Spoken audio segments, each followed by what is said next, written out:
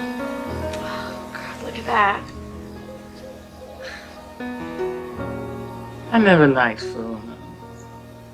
They give people an excuse to do foolish things. I'm young. I'm supposed to do foolish things. And spend the rest of your life paying for them. Well, it's better than spending the rest of my life wondering what I missed. I'd rather wonder than kick myself. Well, I'd rather kick myself. Fine. You will end up with a deeply sore backside.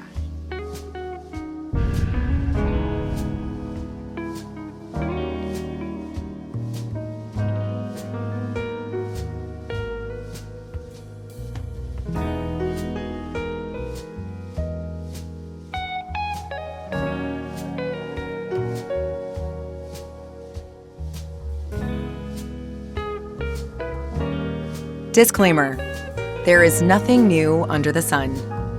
Any familiarities to any other channel, course, or philosophy is a coincidence. Let us reintroduce ourselves.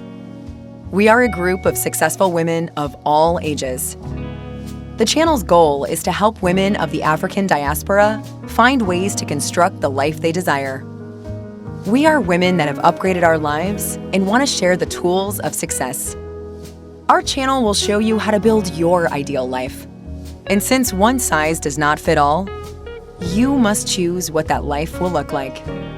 We have and will continue to supply information on how to be in a safer environment where you are mentally, emotionally, and physically healthier, wealthier, and stealthier than you were before. We help you to erase the toxicity out of your life, leaving the people, entities, and societies that have you feeling disrespected, disgruntled, and downtrodden. We are made up of mentors that share knowledge, but you apply the work. We are still an unknown channel, so if you found us, you were meant to be here. It's time for a reset. Welcome, resetters.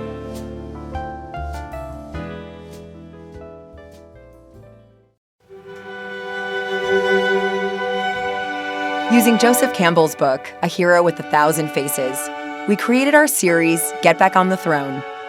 In part 1, we saw how chaos was manifested in urban communities through gangster rap. Part 2, we showed how the hero must hear the call and how to identify a real mentor.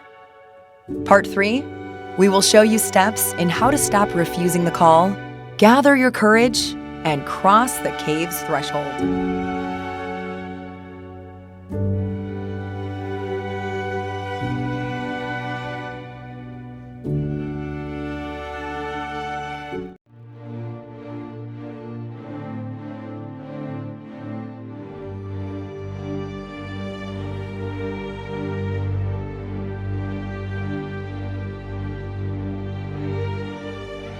The legendary Roman Emperor Caesar Augustus was on the Greek island of Samos, preparing for an important expedition to Syria, when he received envoys from the kingdom of Kush, in present-day Sudan. Journalist Selena O'Grady records in her book, And Man Created God, that the ambassadors presented Augustus with a bundle of golden arrows and relayed this message. The Candace sends you these arrows. Candace was the Latinized spelling of Kandake, the Kushite term for queen. They added that the emperor had two options for how to view the offering. If you want peace, they are a token of her warmth and friendship. If you want war, you will need them. For an African queen to give such an ultimatum to the most powerful man in the world would have been considered a serious insult. After all, Augustus had almost single-handedly transformed Rome from a republic to an empire, and the territory he now reigned over stretched from as far as northern Spain through to parts of Central Europe and all the way to Egypt. His legions wore bronze breastplates and wielded spears, swords, and javelins, all much superior to the hatchets the Kushites carried as weapons. In addition, Kush had many natural resources, such as gold mines, iron, and ivory, that could have enriched the treasuries of Rome, enticing Augustus to attack even without the insult. But this Kushite queen whom the Greek geographer and historian Strabo of Amasia described as a masculine sort of woman and blind in one eye, had proved to be a formidable foe for the Son of God, the title given to Caesar Augustus on Roman coins. He received the bundle of arrows from the envoys and promptly signed a peace treaty. In truth, this was not so much a treaty as it was a surrender. Augustus submitted to all of the demands made by Queen Amanirenas, including that the Romans withdraw from all Kushite territories they had occupied, and pledged that they would never again seek to collect taxes or tributes from her kingdom. It was a remarkable concession for the world's most powerful man, demonstrating just how feared and respected the one-eyed queen truly was. Kush was part of a region below Egypt known as Nubia. It was a place where, unlike most of the world at the time, women exercised significant control. In the Nubian Valley, worship of the queen of all goddesses, Isis, was paramount, and Nubia had several female rulers during its history. Queen Amanirenas reigned over Nubia from 40 BC to 10 BC. Her throne was in the city of Metraux, and from there she and her husband, King Terviticus, presided over the wealthy kingdom. Janice Cameron, curator of Egyptian art at the Metropolitan Museum, writes that, based on its position as an intermediary between the Mediterranean world and sub-Saharan Africa, Nubia was a key transit point for luxury goods such as ivory and exotic objects. Of great importance was gold, a commodity found in the Nubian deserts and greatly prized by the Egyptians. To satisfy demands of their luxury-loving populace, the Egyptians highly depended on trade with Metraux, which Queen Amanirenas controlled. Her labyrinthine palace, with massive brick-vaulted rooms lined with gold leaf, was a warehouse stocked with great blocks of gold and ivory tusks. She bartered her treasures for goods from Egypt, including cloth, corn, bronze bowls, and glassware. But 10 years into the reign of Amanirenas, the political landscape changed when Augustus seized control of Egypt from the grasp of Mark Antony and Cleopatra. He proclaimed himself emperor and established Egypt as a Roman province. He was now on Queen Amanirenas' doorstep. Before leaving Egypt to continue his quest to seize more territories, Augustus appointed a military colleague named Gaius Cornelius Gallus, a Roman poet and knight whom he had a close relationship with, giving him the title of Prefect of Alexandria and Egypt. Only a year after the conquest, the Egyptians in the south rebelled against Roman rule, causing Cornelius to lead his forces south to repress the dissidents. After regaining order, he crossed into Amanirenas' Nubia and laid claim to the island of Philae. He brought a local ruler there under Roman control, and in return for paying homage to Rome, he gave this dynast the powerful title of Tyrannus, meaning tyrant. As a sign of intimidation, and also his ego, Cornelius had his achievements inscribed on a large stone tablet that was erected in Philae. To publicize his fame, he listed the victories in Latin, Greek, and hieroglyphic Egyptian. The monument, dated to the 16th of April, 29 BC, read in part, Gaius Cornelius Gallus, son of Gnaeus, the Roman cavalryman, first prefect of Alexandria and Egypt after the defeat of kings by Caesar, son of the divine, and the vanquisher of Thebaid's revolution in 15 days. Queen Amanirenas reluctantly accepted the annexation of a part of her kingdom. Recognizing the military supremacy of the Roman legions, she saw that it was not time to fight yet. Instead, she watched the enemy's moves closely. Soon after, the Nubians in the annexed regions started complaining about the Tyrannus. On the orders of Cornelius, he was imposing increased taxes on the traders who brought goods to the frontier and claiming tax rights over autonomous Nubian communities allied to Kush. Cornelius, for his part, continued to celebrate his exploits with grandiose monuments.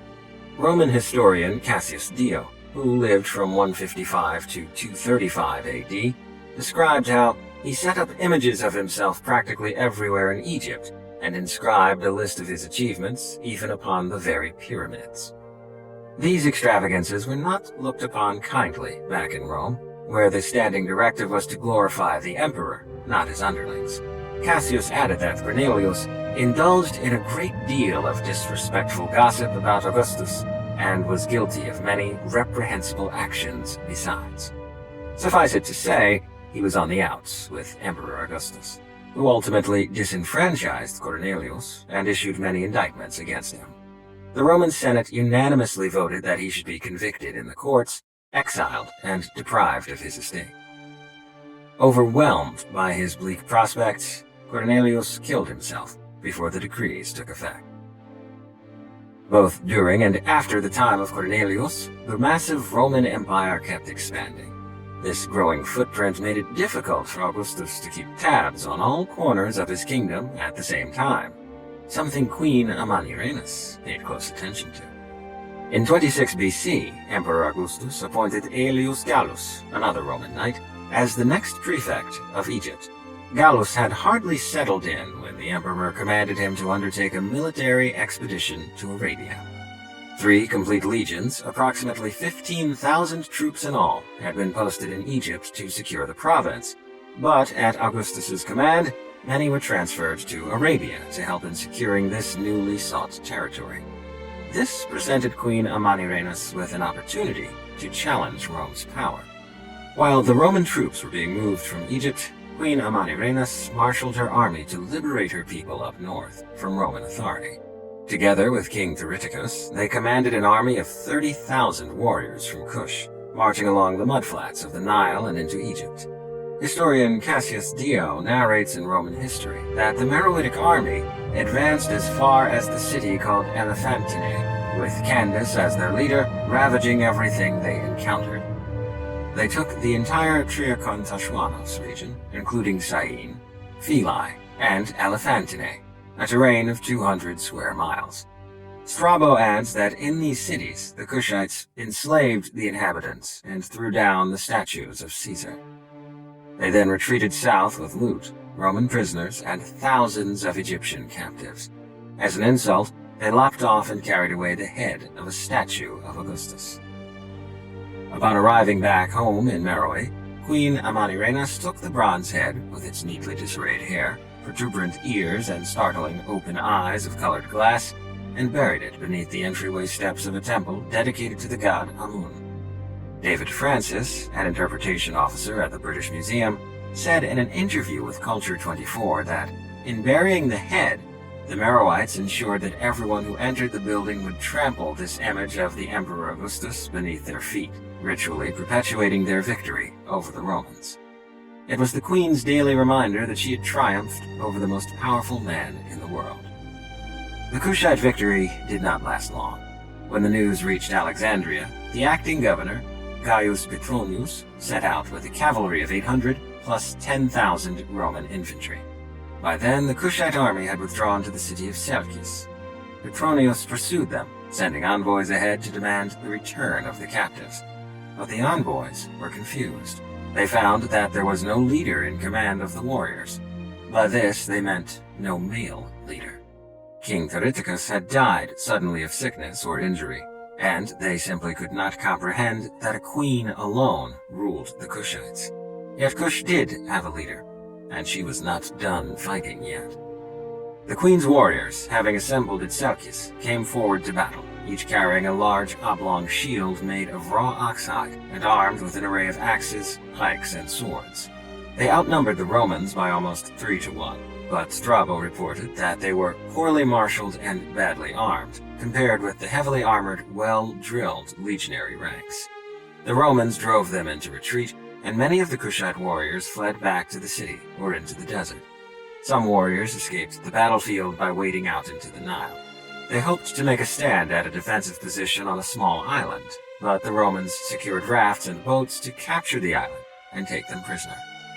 This time, the emboldened Romans invaded much deeper into Kushite territory than before. Petronius also captured some of Queen Amanirenas' generals, whom he questioned about their leadership structure. They told him that the Kandake was the ruler in their kingdom, but they also distracted his attention with tales of a male leader. The generals informed Petronius that Akinidat, son of Queen Amanirenas, was based in the northern city of Napata, their ancient capital and holy city. which housed important temples and royal cemeteries. Unbeknownst to Petronius, this was a ruse, as the Kushite rulers had deliberately left Napata hundreds of years earlier.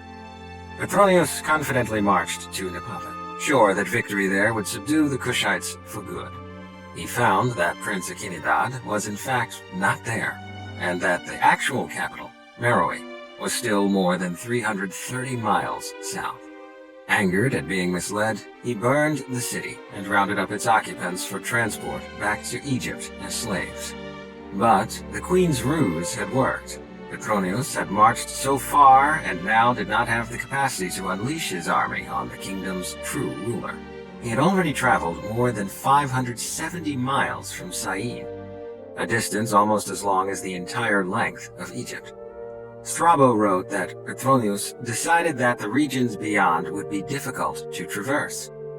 Cassius Dio added that there was no advantage to be gained by remaining where he was with his entire force, so he withdrew, taking the greater part of the army with him.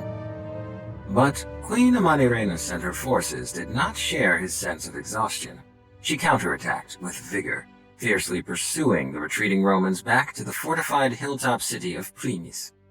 The queen herself was a fearsome presence on the battlefield. Her masculine character, as Strabo described her, referred to her commanding presence as a war leader.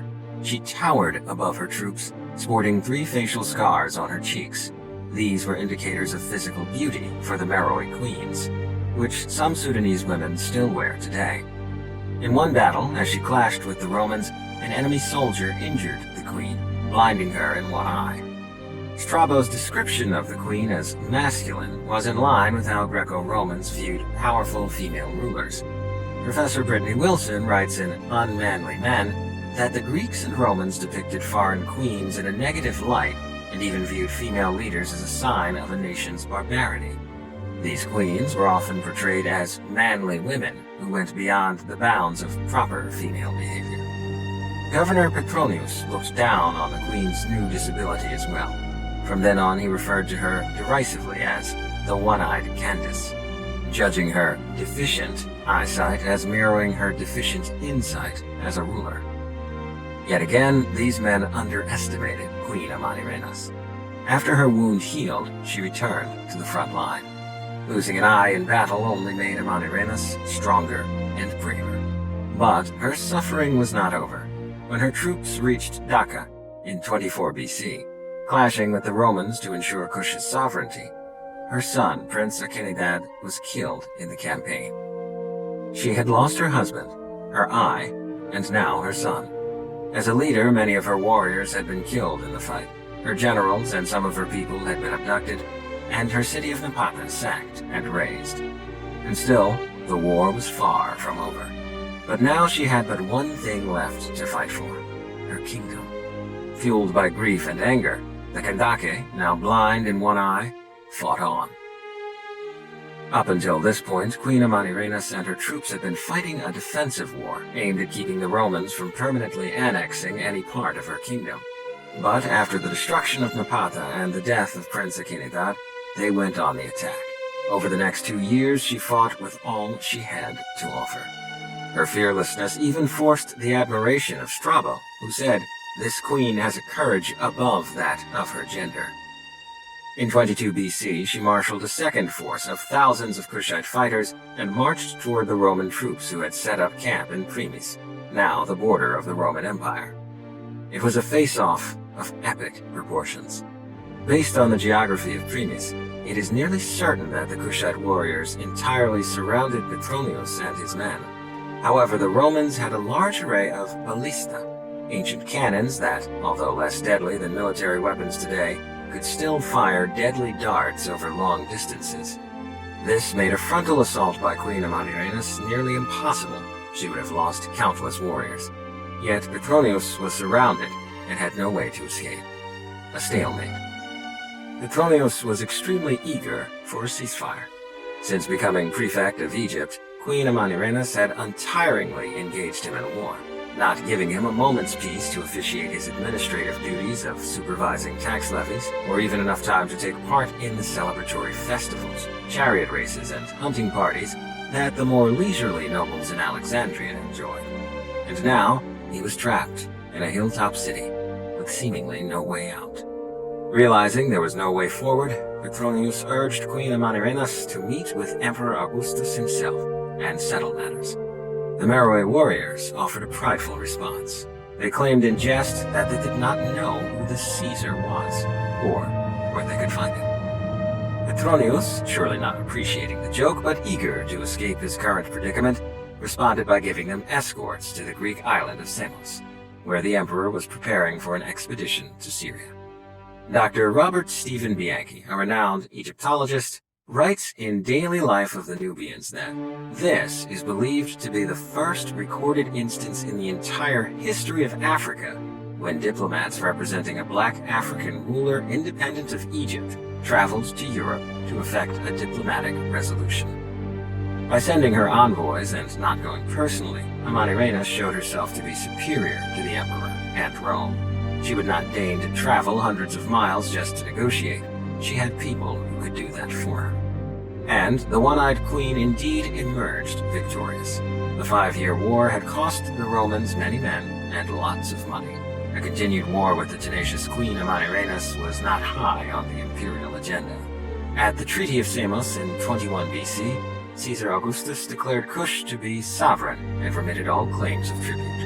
Roman troops evacuated Primus and also ceded the areas in the southern portion of the 30-mile strip to the Kushites.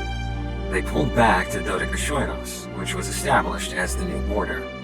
Along with his signature on the official treaty, as one more step to appease the Nubian people, Augustus directed his administrators to collaborate with regional priests on the enlargement of a temple at Kalabsha, as well as the erection of another at Denver.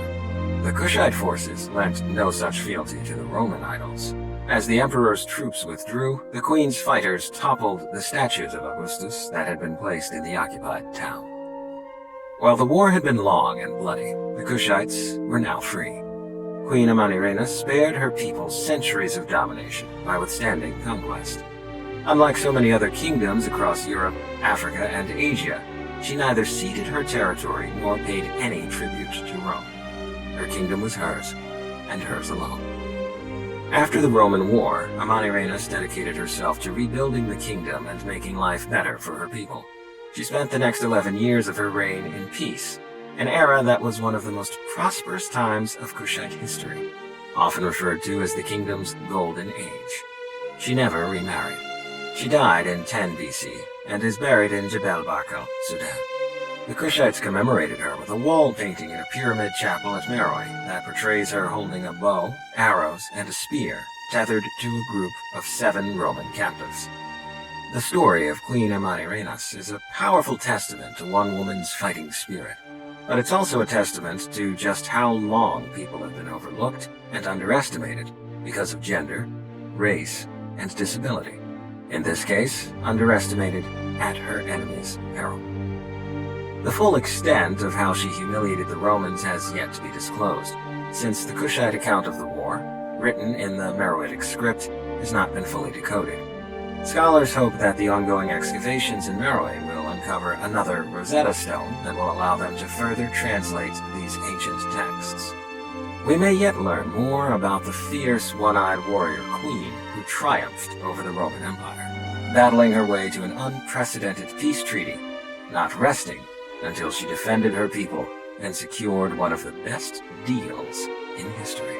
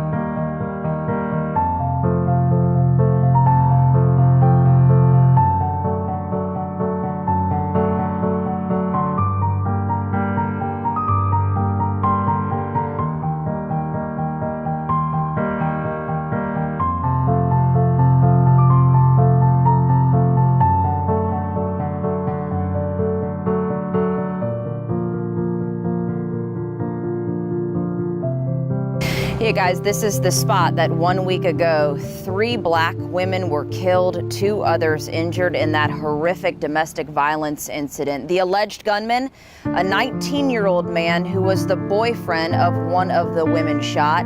After the mass shooting in Norfolk, one that killed 3 women and injured 2 more, the hotline at the Samaritan House Domestic Violence Center surged in calls. Women so concerned, looking at their own situation, that they needed help. Women in color are killed at a disproportionate rate than any other race. The statistics are hard to swallow. Listen to this. According to the CDC, African American women are 3 times more likely than white women to experience death as a result of domestic violence.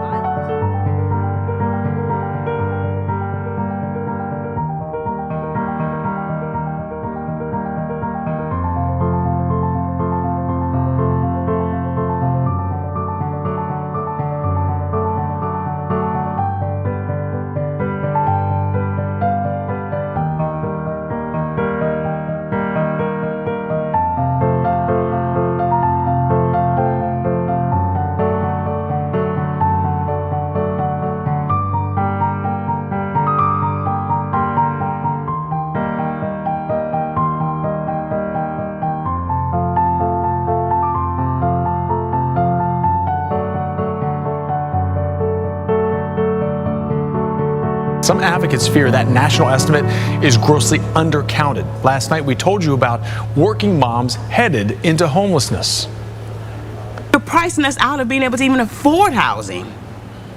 That's the part that's scary. When a hotel is cheaper than housing, that's a problem. I don't understand, like, I work. I don't make a whole bunch of money. Maybe on a good week, $2,300 a month, but I can't find nowhere to live is the most confusing part.